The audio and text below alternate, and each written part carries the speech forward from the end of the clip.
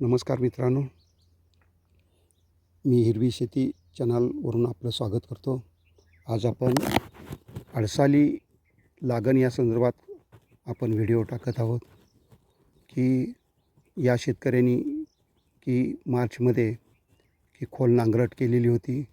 त्या नांगरटीनंतर त्याच्यात एक 10 डंपिंग टेलर शेणखत टाकून पूर्णपणे जमिनीमध्ये मिक्स करून घेऊन त्याच्यामध्ये रोटर मारून ही मेच्या 25 तारखेच्या दरम्यान याच्यामध्ये ही सरी सोडलेली आहे. ही सरी आपण बघू शकता, 4.5 फुटाची सरी आहे. रुंद सरी पद्धत आहे ही. आणि ही आता शेतकरी अडसाली लागणीच्या प्रतीक्षेत आहे. आता मान्सून सुरू होणार आहे.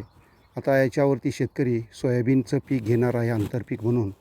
आणि सोयाबीनचं पीक घेतल्यानंतर सोयाबीनची पानं ज्यावेळी लाल पडायला चालू होतात किंवा गळायला चालू होतात, शेंगा भरलेल्या असतात, त्यावेळी शेतकरी याच्यामध्ये रोपांची लागण करणार आहे.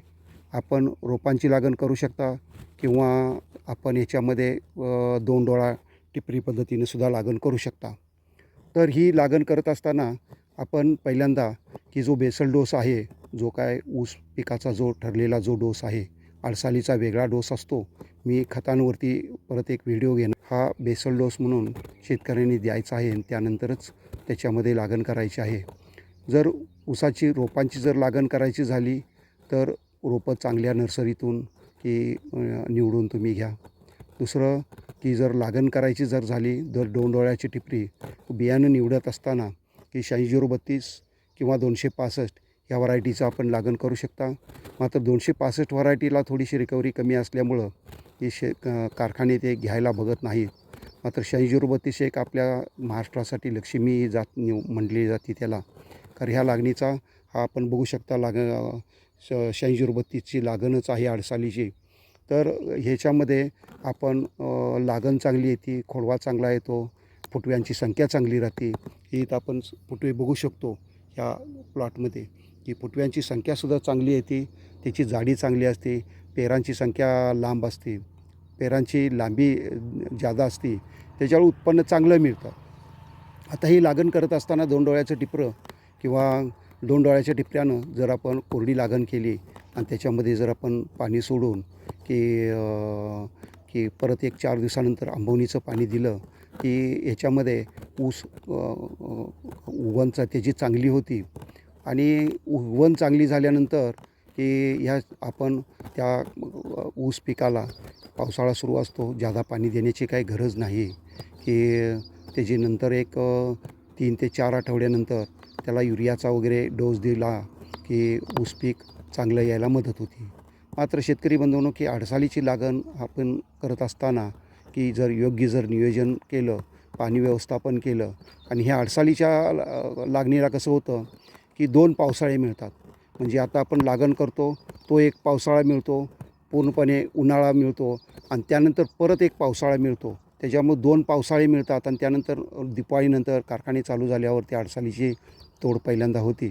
त्याच्यामुळं 2 पावसाळे मिळत असल्यामुळं अडसालीचा उत्पन्न खूप मोठं येतं, ते म्हणजे चांगलं येतं उत्पन्न त्याचं.